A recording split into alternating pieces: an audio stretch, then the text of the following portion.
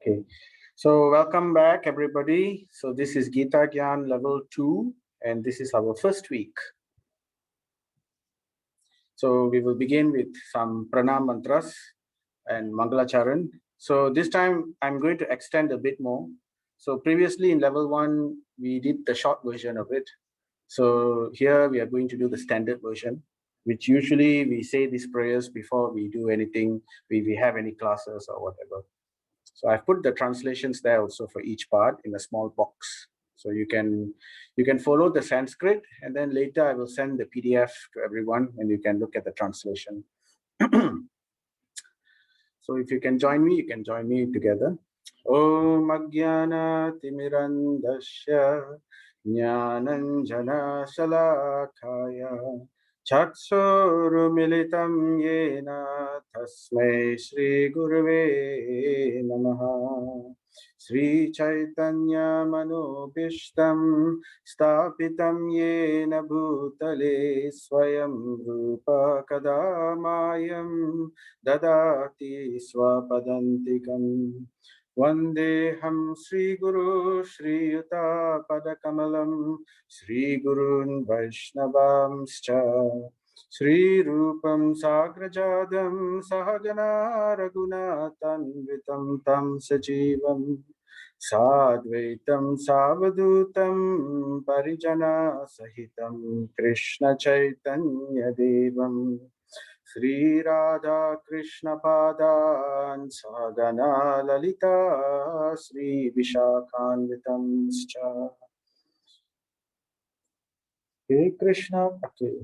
Nama Om Vishnu Padaya Krishna Prastaya Bhutale Srimati Bhakti Vedanta Swami Niti Namine Namaste Saraswati Devi Gauravani Prachadine Nirvisesha Sunyavadi Paschatya Deshatarine He Krishna Karuna Sindhu Dinabandhu Jagatpate Gopesha Gopika Kanta Radha Kanta Namostute Tapta Kanchana Gaurange Radhe Vrindavaneshwari Vrishabhanu Sute Devi Pranamami Haripriye Jaya Sri Krishna Chaitanya Prabhu Nityananda Shri Advaita Gadadhara Shri Vasadi Gaura Bhaktavinda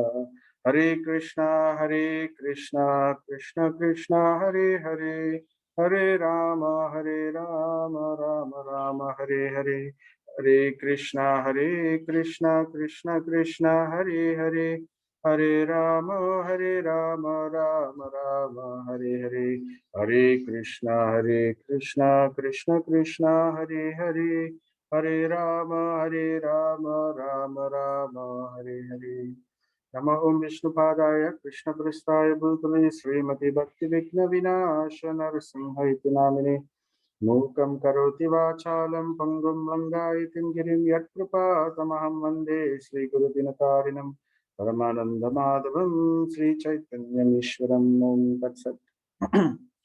So Haribol, Hare Krishna, everybody again. So today the topic is we are going to discuss about the various Vedic scriptures. So I thought I'd give a fancy name like this. Anyway, it's not a fancy name. It's referred to like that in the scriptures also. The Vedic scriptures are called the desire tree, the Vedic desire tree. Just like a tree will have many, many branches. So in the same way, there are many, many categories and types of literatures meant for different types of people, so that everybody can eventually, in whatever situation they are, they could benefit and come to eventually the topmost goal. So a bit before we start, something about how level 2 will be going on. So it's going to be weekly, as I mentioned. We have set the time already. And then we will do some special topics on and off. And then we will mainly be talking about topics. We will summarize the Bhagavad Gita. We will look into the Bhagavad Gita again. Summary is not the word. We are going to look at each of the topics in detail. So, For example, we will look at karma in detail. We will look at jiva in detail. We will look at Ishvara in detail. We will look at prakriti, the energies of the Lord in detail. So, and here and there, we will also support with some additional sessions where it is, special sessions, like for example, today's session. Okay. So the Vedic desire tree and its ripened fruit. So this is the topic. So this is something which we have referred to before in level 1. If you remember chapter 4, verse 1, the personality of Godhead, Lord Sri Krishna said, I instructed this imperishable science of yoga to the sun god, Vivaswan. And Vivaswan instructed it to Manu, the father of mankind. And Manu in turn instructed it to Ishwaku. So Krishna is telling that he is the one who originated this knowledge. So the knowledge about the Supreme, because we are in the material world, we cannot create religion. We cannot understand, we cannot make our own codes. We cannot make our own scripture. So it has to be coming down from the spiritual world. And who better to do it directly from the Supreme Personality of Godhead himself. So therefore he does this. So he passes this information. So even, for example, even before Vivaswan, this knowledge was given directly to Brahma in the beginning of creation of this material world. So like that, and then he gives it to different people. And then, for example, from Brahma, it went down to Narada, and then Narada also gave it to different people. So that's one sampradaya. So then there is also from Lord Shiva, Rudra sampradaya. So then there is also from Lakshmi herself, who started her own sampradaya. So then the 4 Kumaras, the son of Brahma, and they started their own sampradaya also. So in this way, it comes through sampradaya, or comes through disciplic succession, originating from that Supreme Personality of Godhead himself. But, just like how previously this knowledge was broken, so then Krishna was again instructing Arjuna, right? Broken in the sense that one branch was broken, but there were still other branches existing. But sometimes, over the years, certain things may not be exactly in line. So the Lord again establishes religious principles right from the beginning, so that everybody understands the same concept. So thereafter, in the beginning of Kali Yuga, after Lord Krishna disappeared, right? When Lord Krishna disappeared, that's when Kali Yuga began. So before that, it was Dwapara Yuga. Now, it was a different age. During Dwapara Yuga, people were living for at least 1,000 years. So that's the average lifespan. And people were more intelligent. They were larger in stature also, and they had different. And at that time, the devas are all still able to come to the normal people were sometimes able to see the devatas, especially after very important yagya ceremonies, like when they did the Rajasuya yagya. It said that the devatas themselves came, and they were able to, the normal people who were in the Rajasuya yagya, they were able to see. So it was a different age, different set of rules, different, there was more virtue during that time. But after Krishna left, then Kali Yuga began. And Kali Yuga is a very terrible age. It's the age of, it's the Iron Age. It's called the age of quarrel and hypocrisy. So we've covered this already before. So the people in Kali Yuga, they would be relatively short-lived. So maximum, the average maximum age is starting from 100 years, and then it will deteriorate as the Kali Yuga progresses. Towards the end of Kali Yuga, the age will be only about 20 years. And together with lifespan, the ability of the people also decreases. So people, they became short-lived, their memories became shorter, they were not able to remember, their intelligence also became less, the Brahmanas were no longer existing so much. So in this way, the potency of the mantras were also different. So the population of Kali was going to be very disadvantaged. So thereafter, in the 17th incarnation of Godhead, Sri Vyasadev appeared as the son of Satyavati and Parasara Muni. And he divided the one Veda into several branches and sub-branches, seeing that the people in general were less intelligent. So previously, the Vedic knowledge was passed orally. So, and it was said that people were able to remember even once hearing it. Almost everybody had photographic memories. This was in Dwapara Yuga. So they didn't have to, hear it several times. So even complex points they were able to grasp. But in Kali Yuga, because memory is not good and everything, so Vyasadev, he understood that it can be misunderstood. So he took this knowledge, he compiled all of this knowledge. So this is called Veda in general.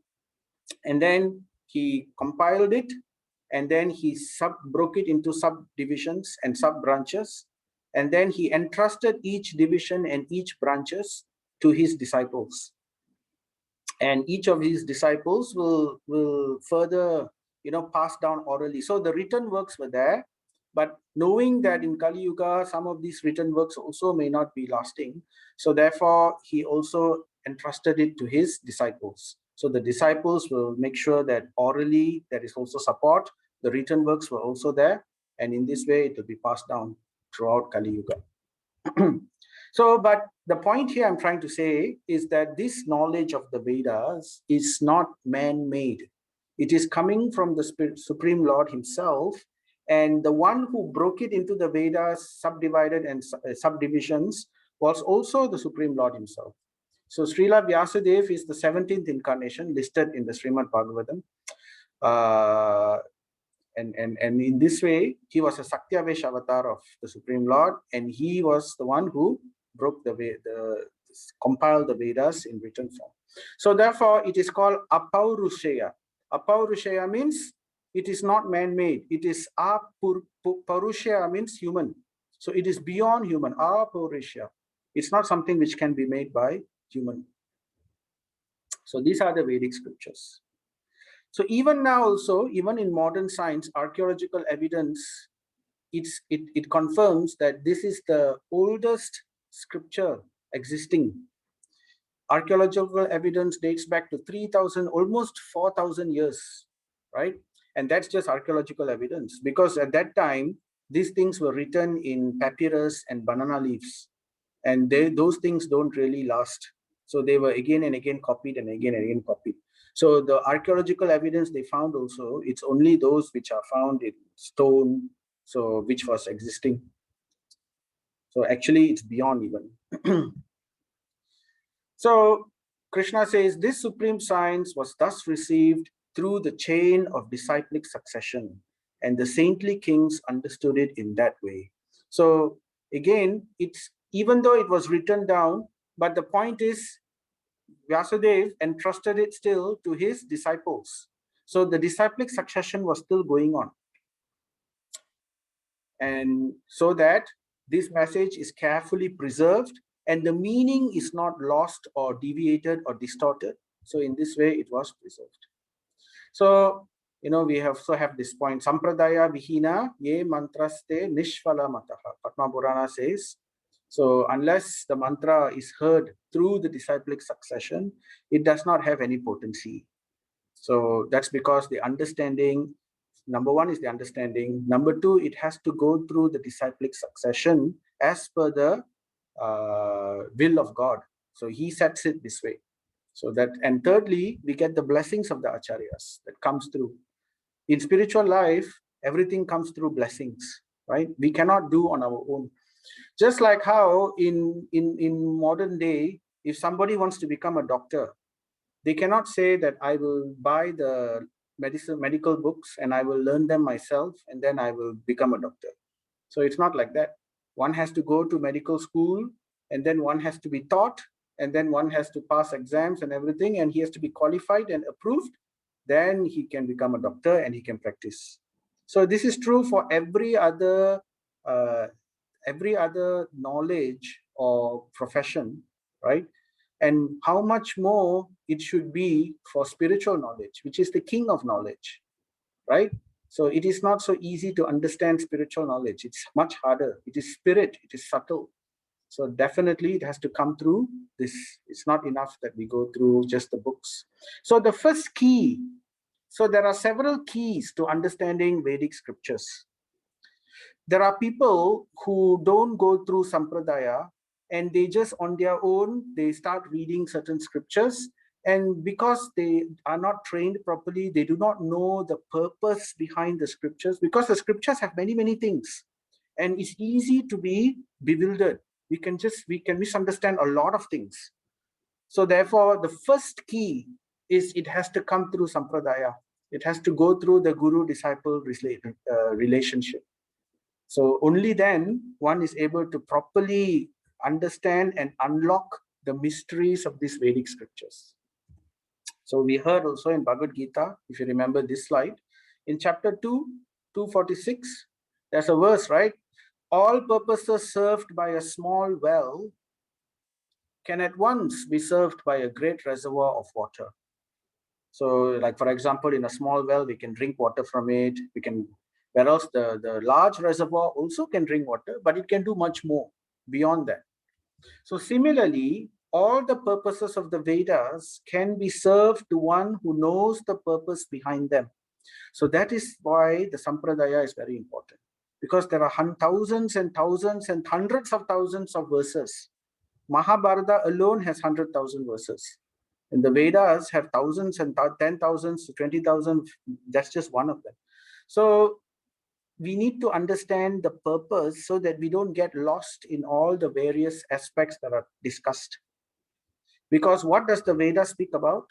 The Vedas speak about everything in this material creation and on the spiritual creation also. So therefore, the Vedas or the Vedic scriptures are called the manual of the universe, manual of existence, manual of creation. So you can call it manual. So you can imagine a manual, even for a machine, we have a manual which has many, many pages, isn't it? So this is for the it's not only for the universe. Universe is just one part of it, Prakriti, right?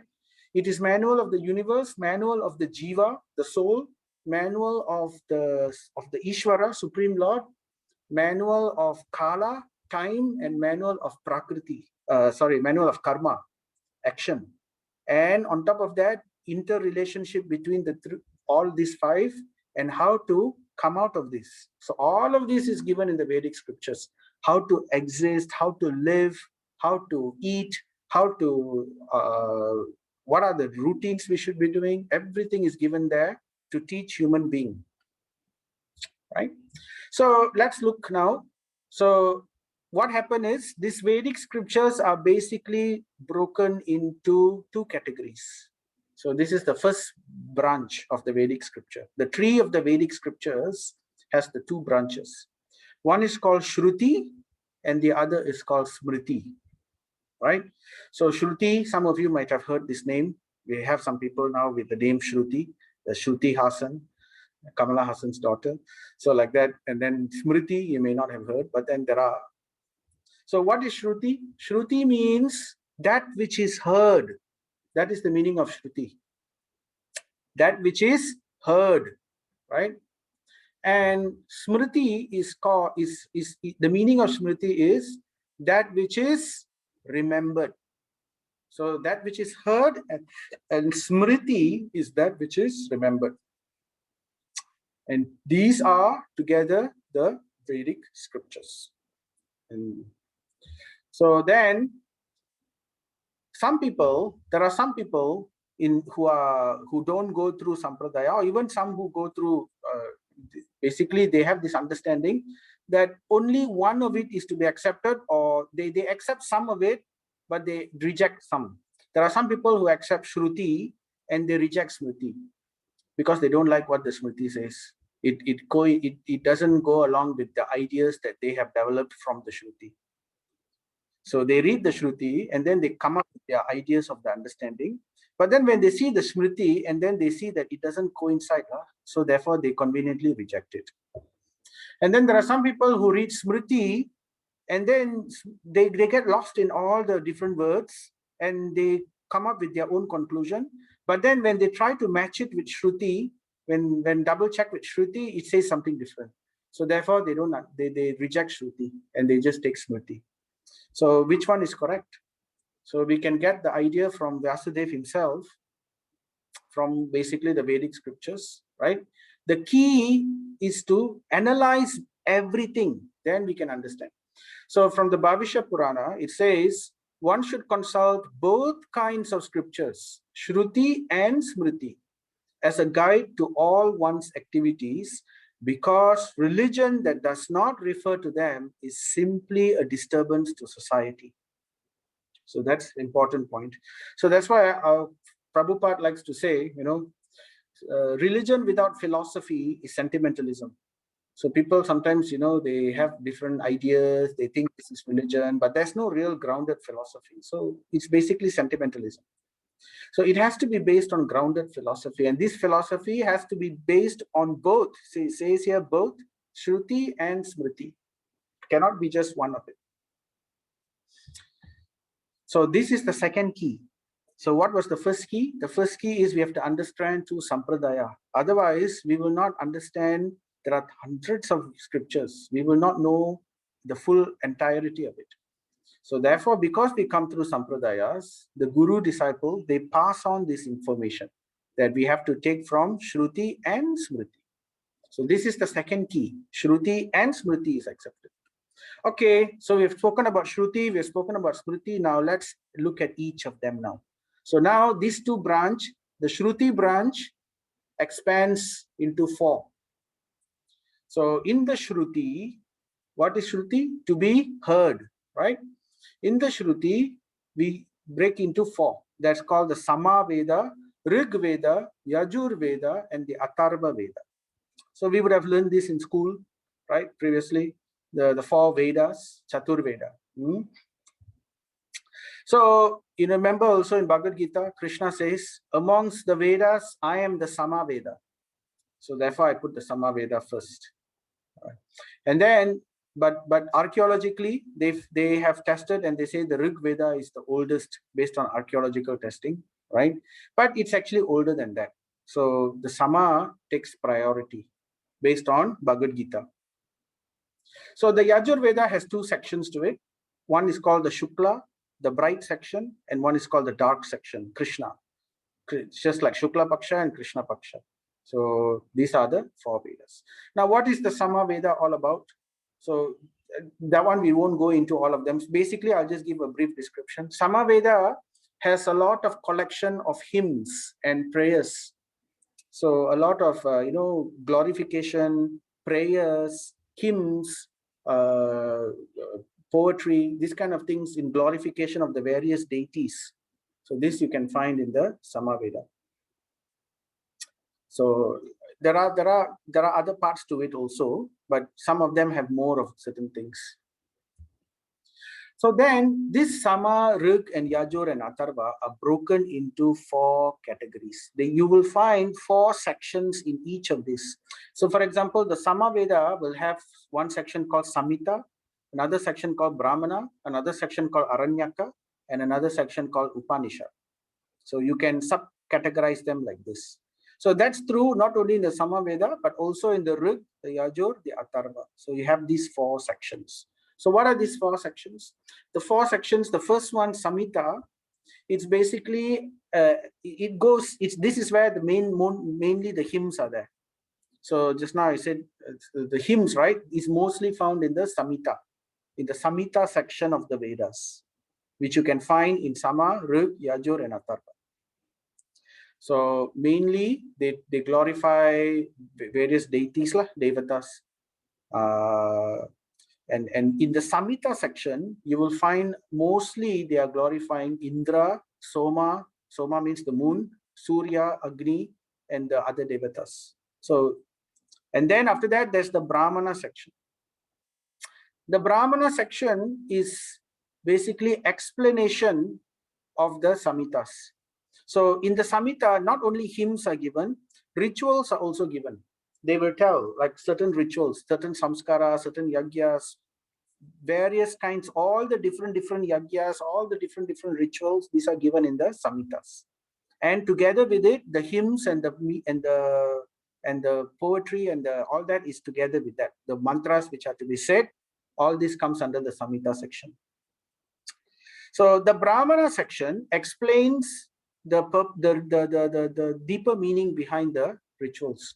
Like, why do you put sesame? What is the reason behind? Why do we need to use barley in this particular ritual? Or why does this particular wood needs to be used? Right? Why is the ritual arranged in a certain way? Why do we need 4 people to speak this certain mantra? So these kind of things will be given in the Brahmana, further explanation of the Samhita. Okay.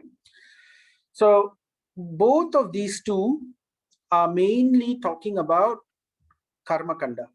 So the Samhita section and the Brahmana section, they discuss what is called Karma Kanda. Now, if you remember what's Karma Kanda is fruitive activities.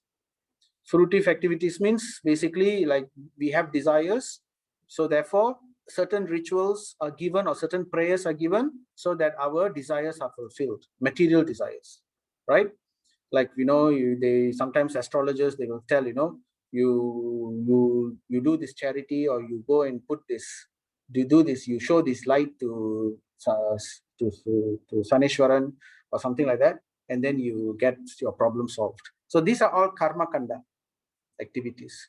And you will find that in the Shruti section, these 4 Vedas, most of it would be Samhita and the Brahmana section. In fact, more than 50%, 60% or so will be Samhita or Brahmana section, talking about karma kandas. This is to give everybody the opportunity for them to satisfy their desires through ritualistic processes, which are good karma. You'll get punya. By performing these things, they get punya. And then, okay, before we go to the Aranyaka and Upanishad, if you remember chapter 243 and 42 verses in Bhagavad Gita, Krishna says, men of small knowledge are very much attached to the flowery words of the Vedas, which recommend various fruitive activities for elevation to heavenly planets, resultant good birth, power, and so forth. So this is, where is this found? Mainly in the Samhita and the Brahmana section in the 4 Vedas, which comprise majority of the 4 Vedas, and is categorized as Karma Kanda. Okay, so this we discussed. And Krishna continues, being desirous of sense gratification and opulent life, they say that there is nothing more than this. So these are some Brahmanas or people who are only interested in this Samhita and the Brahmana. They don't look further because they don't come through the Sampradaya. That's the problem. So then Krishna says in the Gita, Traigunya Vishaya Veda, Nistraigunyo Bhavarjuna, Nirdvando Nitya Sattvam Sto, Niryoga Kshema Atmavan. If you remember, the Vedas deal mainly with the subject of the 3 modes of material nature. O Arjuna, become transcendental to these 3 modes. So he says to go beyond. Be free from the dualities and from all anxieties for gain and safety, and establish in the self. So Samhita and Brahmana is Karma Kanda. And then we talk about Aranyaka. Aranyaka part of the Vedas. Aranyaka basically means forest, to go to the forest. So it's like this, when people are busy doing fruitive activities, they do a lot of fruitive activities. After some time, they eventually come to the realization that, all these are not really making me happy. What's the point of all these things? Is there something higher? So they start thinking of something better. They start thinking about the problems of life and how to overcome it permanently.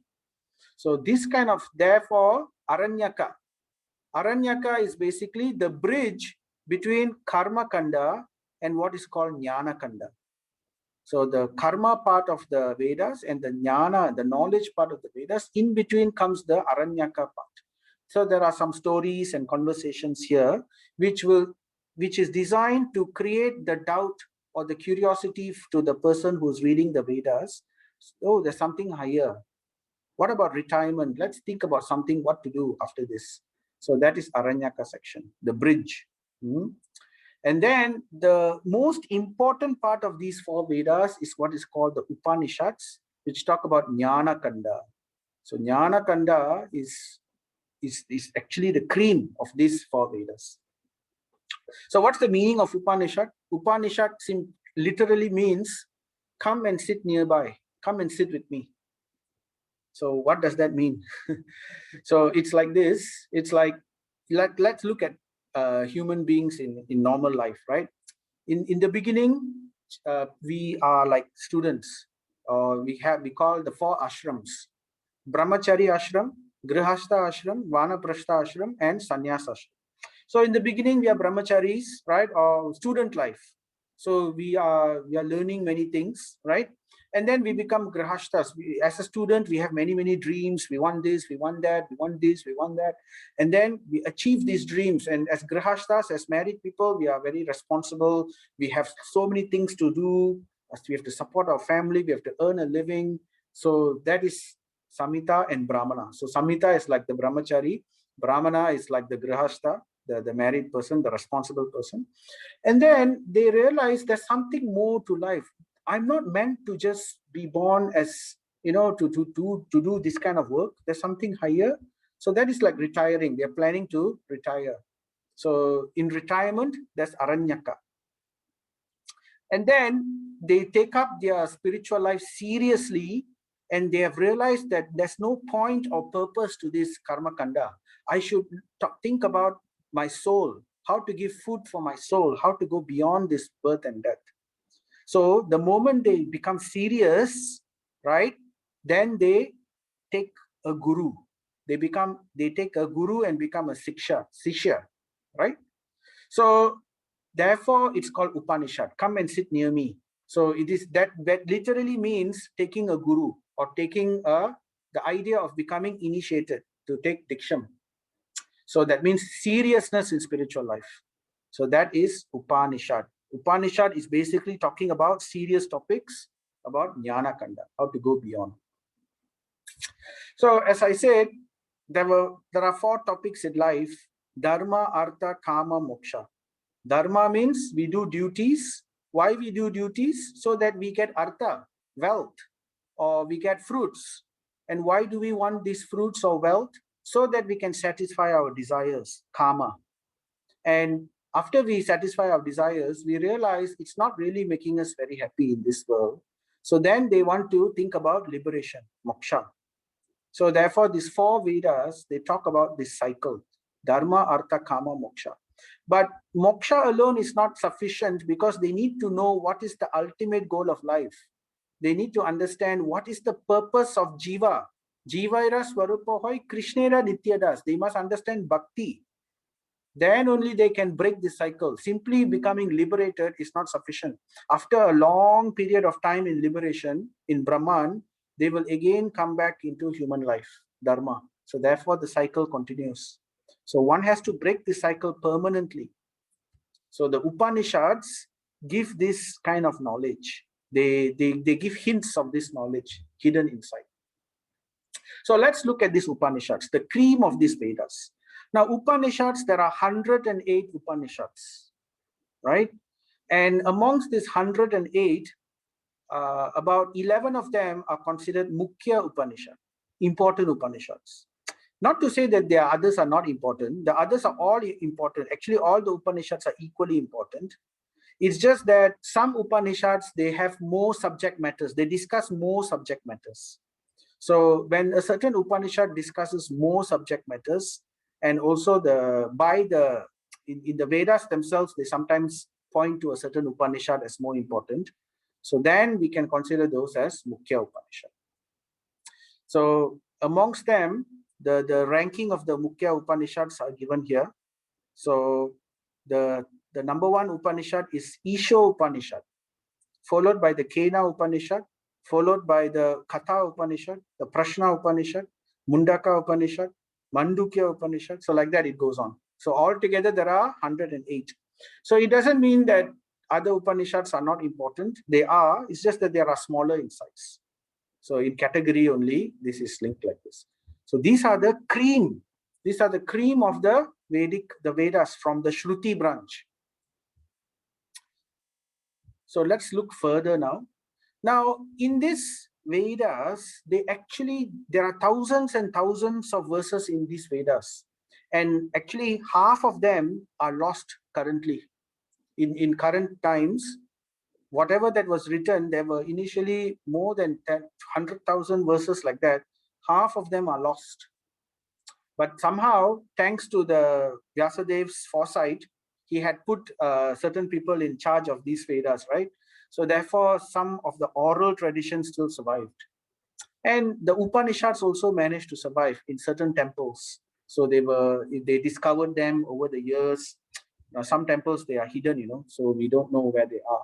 But the 108 Upanishads are discovered. But amongst this, there are some things. There's something called Vedanga. Now, these are the 4 Vedas. And then within this, there are some information which is considered Vedanga. Vedanga means, Anga means limbs. Servants of the Vedas. Veda Anga, the servants of the Vedas. So the servants of the Vedas are basically these 6 things.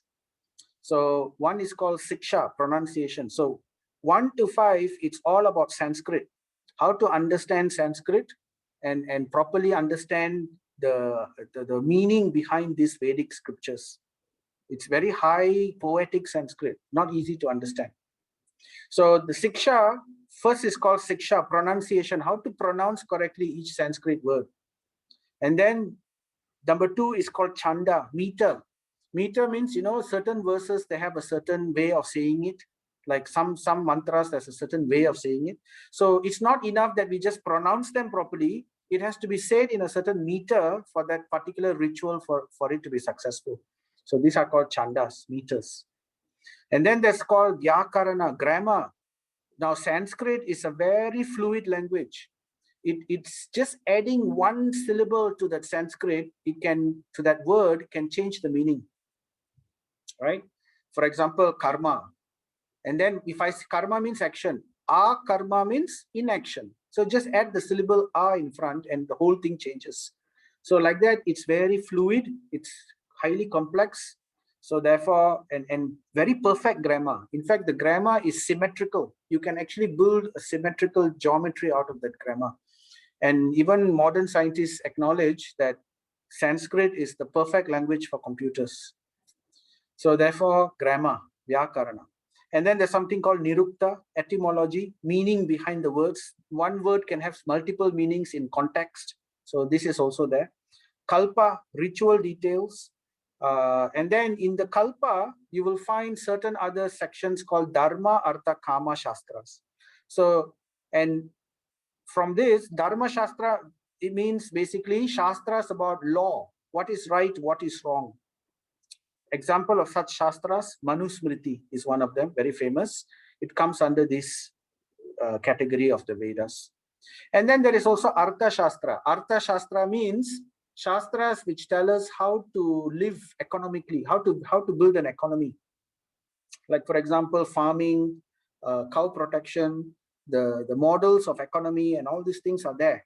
And not only just models, it goes into details about farming, about the implementation, the tools to be used, what to do. So all this information are given, how to take care of cows, how to plant crops, and not only just farming and crops. It also talks about other things, medicine, it talks about law, it talks about economy, it talks about statecraft. So all this is Artha, how to rule a kingdom. So there are many parts in the Vedas which describe these things. So these things are called Artha Shastra. And then there's Kama Shastra. Kama Shastra are those which work towards the satisfying of the desire. So how to satisfy our desire in the best way. So these are also discussed in the Vedas. But there's a key also. We need to understand that some Shastras are higher than other Shastras. So for example, Artha Shastra is higher than Kama Shastra. So certain words in certain statements in the Artha Shastra will cancel out the certain words in the Kama Shastra. Kama Shastra will say you should enjoy yourself. But then Artha Shastra will say actually there's a way to enjoy it correctly and not incorrectly. So therefore it will actually supersede the lower Shastra. But higher than the Artha Shastra is the Dharma Shastra, and that will supersede all of that. So like this, there are different layers of it. And then the last Vedanga is Jyotish, astronomy and astrology. So this helps us, this Vedanga, all of this helps us to understand, or it's basically, it means serving the Vedas. And then there is also something called Upaveda. Upaveda means minor Veda. So there's major and there's minor. So Upa, smaller Veda. So these are like other things, supplementary information, which helps the human society and human civilization to live well. So for example, sometimes we need to uphold the Dharma. There's Dharma Shastras here in Vedanga. Vedanga is higher than Upaveda. So Dharma Shastras are there. It needs to be upheld. Who's going to protect Dharma? So therefore, we need warriors to protect Dharma. So therefore, the knowledge about warcraft, about martial warfare and all these things is given in the Dhanur Veda. So that is, how to use a sword, martial arts. So these kind of things are all in the Dhanur Veda. And many of these things are lost. So that's why, the martial arts tradition, it originates actually from India. I Ching took some of these scriptures and went to China. And then then these things passed on from China to Japan and all that. But in India, some of these things were lost because eventually they were conquered by the Muslims. And then for 700 years, India was conquered. And then like that, then the British came. The Muslims were not too bad. The British, actually both are bad. The Muslims destroyed temples during the conquering. So a lot of structures, society was completely changed. And many of these things were lost. But the British, they did even more damage. They actually tried to break the backbone of the society. They made Indians think that their own culture were inferior. So that's why until now the damage is quite deep. So anyway, many of these things are lost. And then Sthapatya Veda. Sthapatya Veda is the knowledge of how to build, how to architecture, civil engineering and architecture. Even until today, scientists cannot explain how 1,000 years ago or 2,000 years ago, the people were able to build such magnificent structures, all made out of single block granite stone. So it doesn't come within the scope of their understanding. So this is Sthapatya Veda. So some of it has survived today. And then there is Atharva Veda. Atharva Veda is the science of Atharva Veda is the science of it's something to do with economics also, if I'm not mistaken. And then there's Gandharva Veda. Gandharva Veda, parts of Gandharva Veda is like Nritya Veda. Nritya Veda means the science of dance, science of drama, entertainment, basically, how to entertain, very extremely evolved music, right? We have the Carnatic system, the Hindustani system, all basically comes from the Gandharva Veda. Bharatanatyam, very evolved art craft. And then there is also Ayurveda, comes under Upaveda. And there is also gemology, alchemy and metallurgy. Those days, the Vedas, they have the technology to build structures. Like, for example, if you go to India, there is one tower in South India and there's one tower in North India. And this Garuda Stamba, they call it. This tower is made out of a certain mixture of metal, which until now it doesn't rust. So it's a very special. So, and those kind of knowledge are lost, unfortunately. So this all comes under Upaveda. So some are there, some are lost. These are all part of the Shruti. Now, just now we talked about Upanishad. If you remember, Upanishad is the cream, basically the knowledge of how to get out from this material creation, to understand the soul. Now, there are many Upanishads, 108 Upanishads. Now, these 100, then after writing all these things, Vyasadeva thought, these Vedas are very, so many things. In Kali Yuga, how are people going to find time to read all of these thousands and thousands and thousands? They might get lost. The Upanishads are all hidden inside these Vedas. So let me try to take out the points, like when we study, like for example, we have a study for an exam, after going through the full textbook, we will take notes. We will write short notes, isn't it? And we will keep a short notes. And these short notes can sometimes be written in a certain way where only we will understand it. So it's meant to capture a lot of information within a short line, right? So exactly in that same idea, Vyasadeva wrote the Vedanta Sutra. Vedanta Sutra means Vedanta means the end of Veda. That means all these Vedas, the end of Veda, Anta. Anta means the end. So the end of the Veda is presented by Vyasadeva, and he wrote this in sutra form. Sutra means in short form, very short form. So this is Vedanta Sutra, short notes. Okay, and there are a lot of people who study this Vedanta Sutra.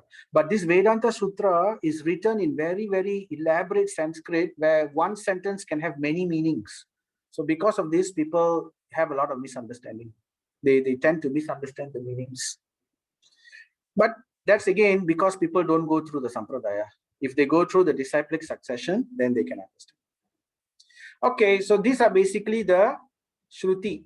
Okay, so now we will go to where was I? Okay, this is the Vedanta Sutra, and so now we will come to the Smriti.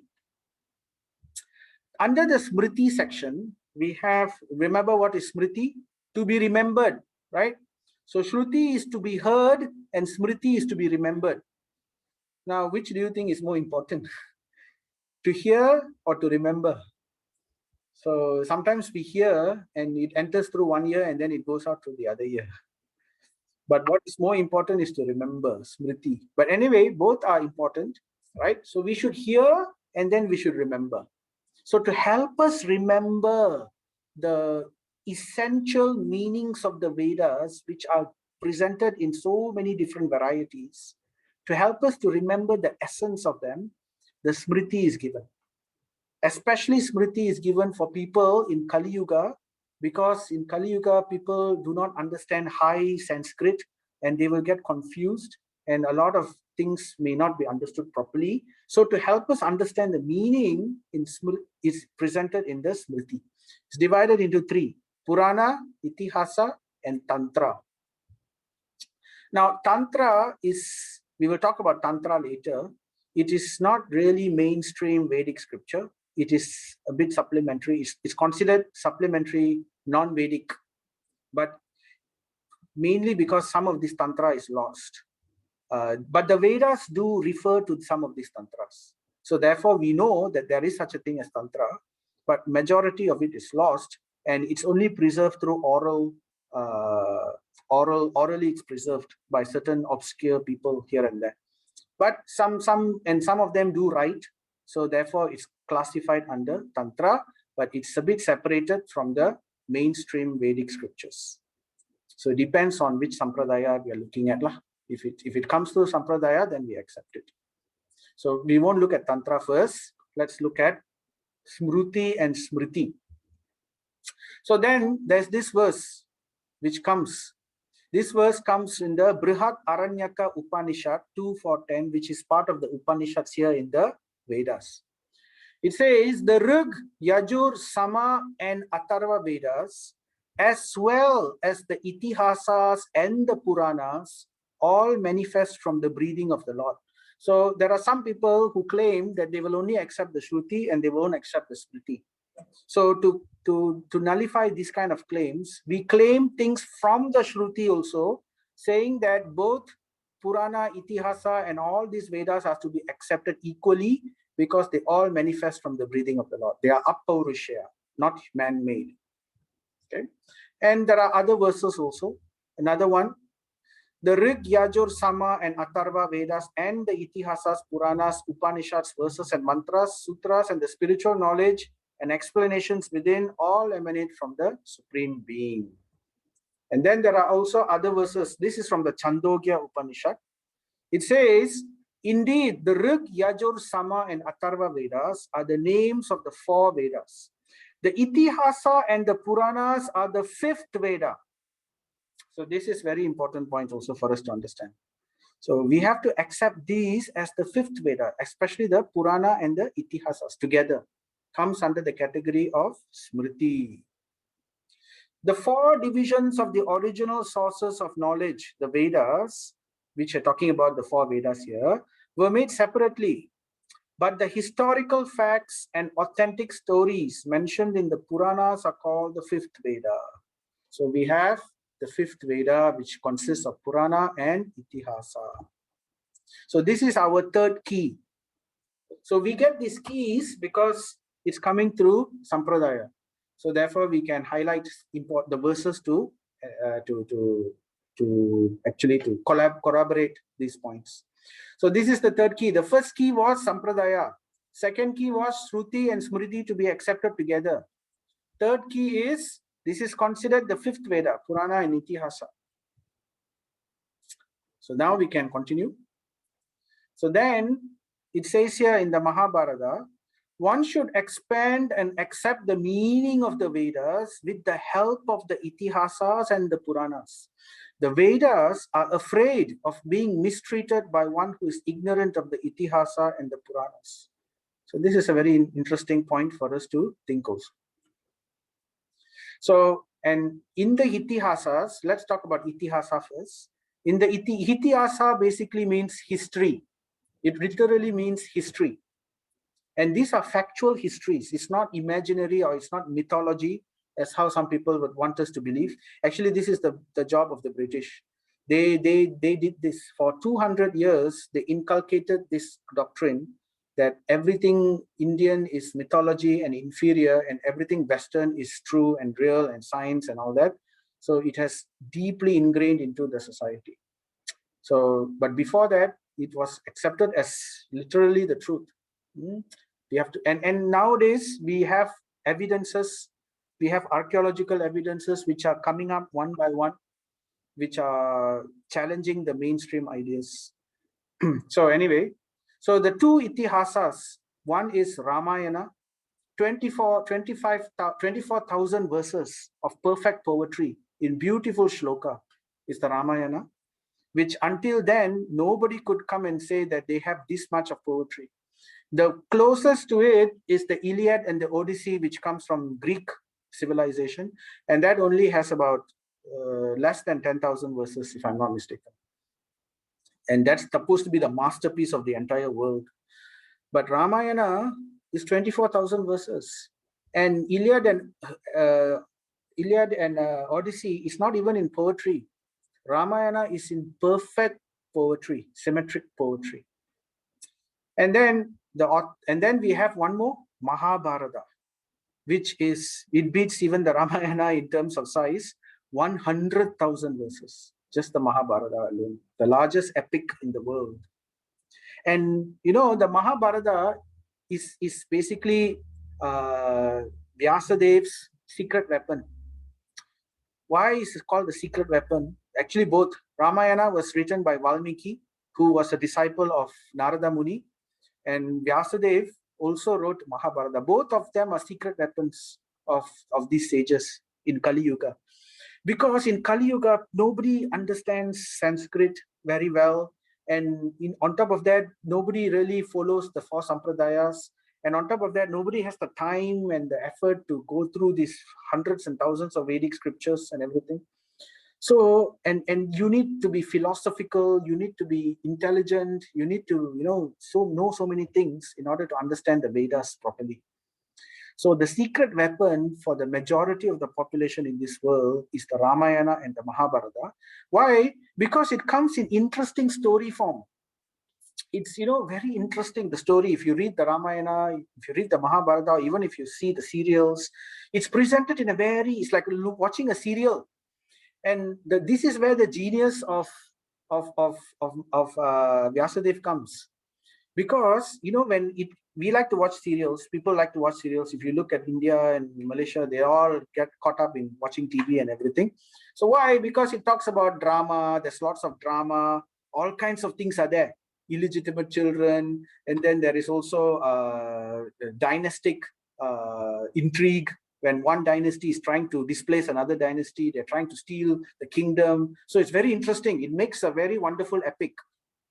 So while they are engrossed in this epic, and the climax of this epic is usually in a big epic, the climax will be the ultimate war, the showdown, the final war at the end.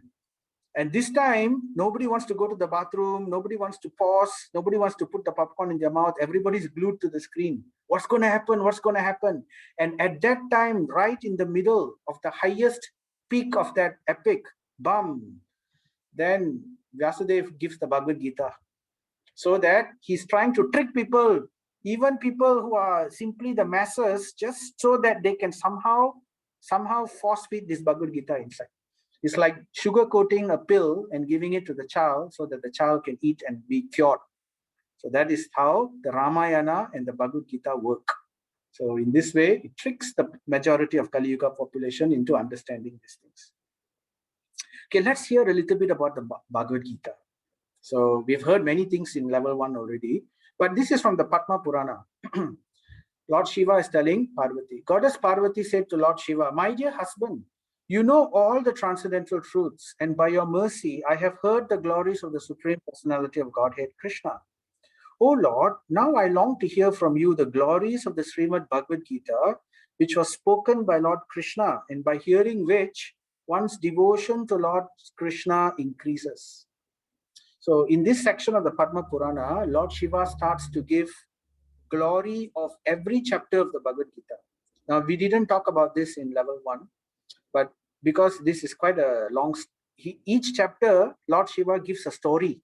He tells a very elaborate story, and then at the end of it, he glorifies this particular chapter. So like that, each chapter he has.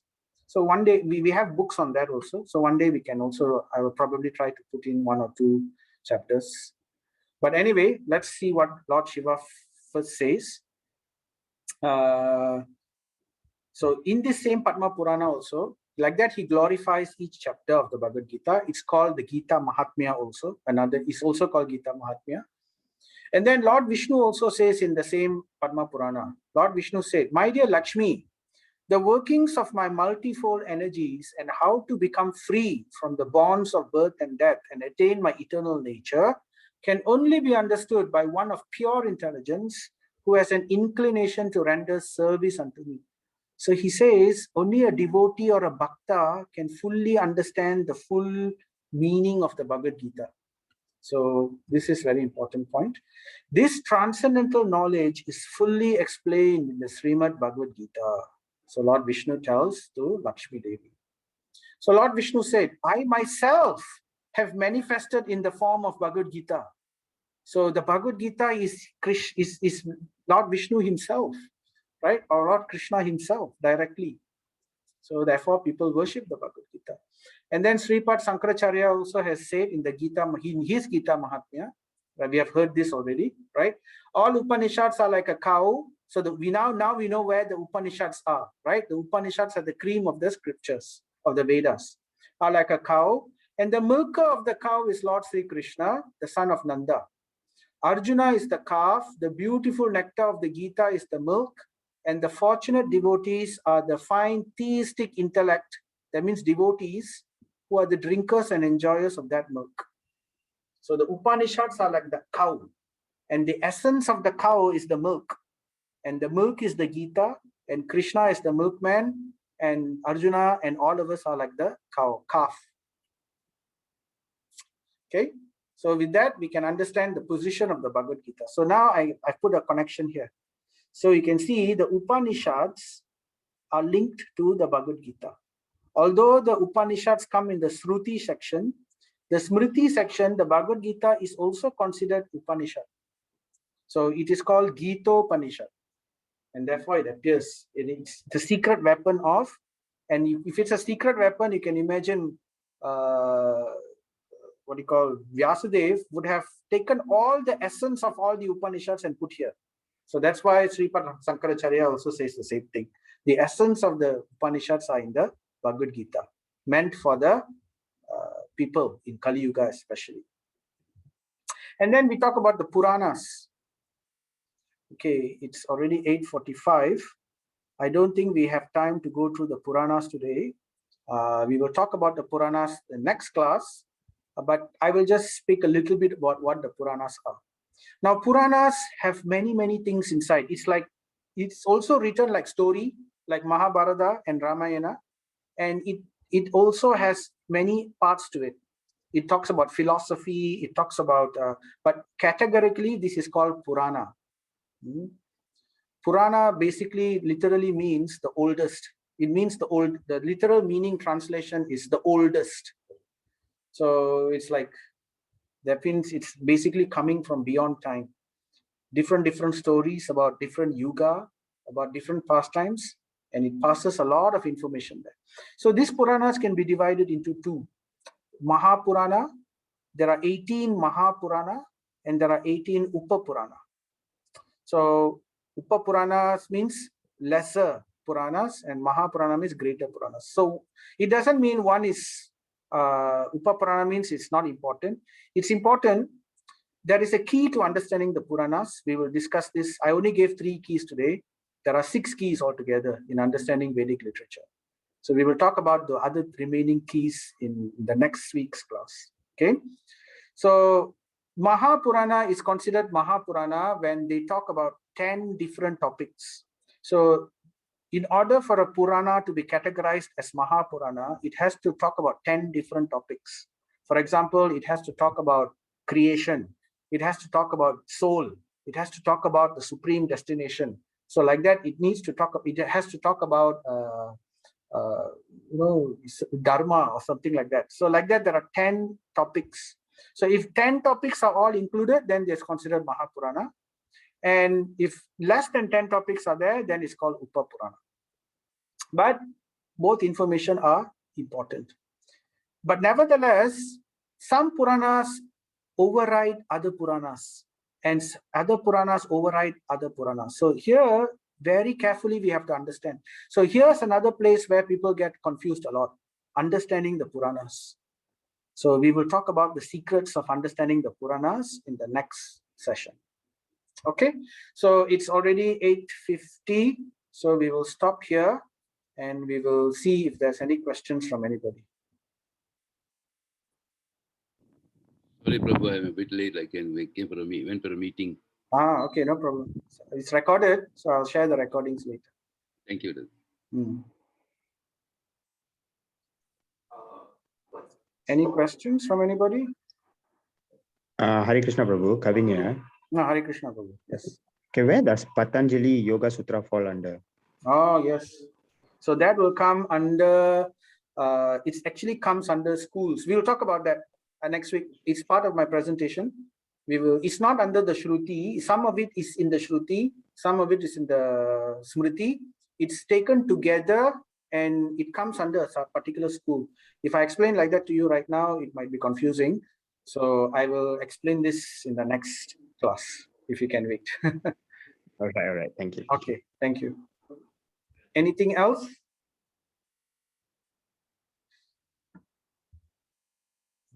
Let me look at the chat. Anything in the chat? Okay, nothing, no questions in the chat. All right, so if there's no questions from anybody, I think we just understand this first. What about the Bhagavad Gita? So I was asking you to... Prabhu, can I ask a question? Yes, Prabhu, please. To check, when you mention Ayurveda, does it mean medicine completely? Ayurveda? Yes. Ayurveda basically means lifestyle, how to live healthily. So it's not just medicine, it's also when you wake up, what should do, what time one should wake up. After you wake up, what should one do? For example, we should wake up during Brahma Muhurta, according to Ayurveda. That means early in the morning, 1.5 hours before sunrise. That's good for health. And as soon as we wake up, what should we do? We should brush our teeth. All this is mentioned. And it says there, we should also clean our tongue. There is something called a tongue scraper, a metal tongue scraper. We should clean our tongue. A lot of toxin is in their tongue. So that's to be done early in the morning. And then after that, Ayurveda recommends we should bathe in cold water. So it's a lifestyle, basically. So, we should not bathe in warm water in the morning. Bathing in cold water is good for our health. It actually unclogs our arteries. It helps to maintain a good immune system. There are evidences of this also, even by people who have practiced this. So like that, it's a total lifestyle. What should eat? What should one eat? And then on top of that, if someone gets sick, okay, then what are the medicines for it? So therefore, there are Ayurvedic medicines and things like that to help. So this is Ayurveda. Yeah. Thank you, Prabhu. Thank you. Okay. Prabhu. Yes. Prabhu. Yes, Kumar. Can hear? I think we are. Yes, I can hear you. Okay, so are we having the quiz session like in level 1 after the every day after the weekly class? Yes, I will send the quiz. Actually, the quiz I sent, you may not be able to answer all the questions because we did not finish this topic. So anyway, I will send it to you. You can just, I will tell you up to which question to answer. And then there are other questions. Oh no, you have to answer everything. Probably I need to modify the quiz a little. I'll modify it and then I'll send it to you. So then you can answer. So you are giving us a longer time to answer, not unlike the previous class we have to answer it.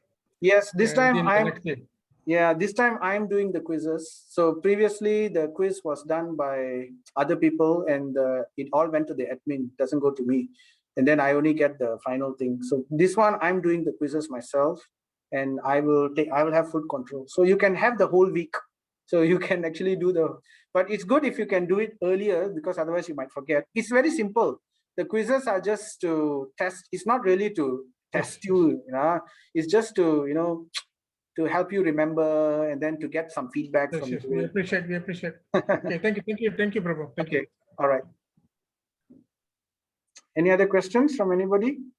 So I hope you can start reading also. An important thing is, the Gita we can hear, but then if we don't practice Gita, we will not really get the benefit. So to keep the enthusiasm, it's good that we all work together like this. We meet regularly every once a week to keep the enthusiasm. At the same time, try to read the Bhagavad Gita. So I'm going to give weekly some small homework. So it's nothing much, it's just to read only. For example, right now, I wanted you to read the introduction of the Bhagavad Gita. It's quite long, the introduction, a few pages. But if you spend about 3 or 4 pages a day, that's also good. Or if in just one day, you can read the whole thing. You just spend about an hour, you can finish the whole thing. So, and then if you have any questions on what you have read, then you can ask during this kind of sessions at the Q&A, or you can just type in your WhatsApp, or you can put a question, record your voice, and then I will answer. Okay, so I hope that helps because we need to start reading. Last time in level 1, we went, very fast, 1 hour, 1 chapter. So it's best if we read, and if you have the book, then the purports and everything is very interesting. You learn a lot. And if you don't have the book, I will send you you can just let me know. You just give me your address and then I'll give you the account number and everything. You can just make the transfer and the thing will be sent to you. Okay, so thank you very much. If there are any other questions before I stop. Thank you very much, Prabhu. Thank you, Prabhu. Thank you. Thank you, Prabhu. Hare Krishna. So I'll send the recording once it's done. I'll see you all next week. Have a good week. Thank you, Prabhu. Haribo. Thank you, Prabhu. Thank you very much, Prabhu. See you next week. Thank you very much. Yes. Thank you very much.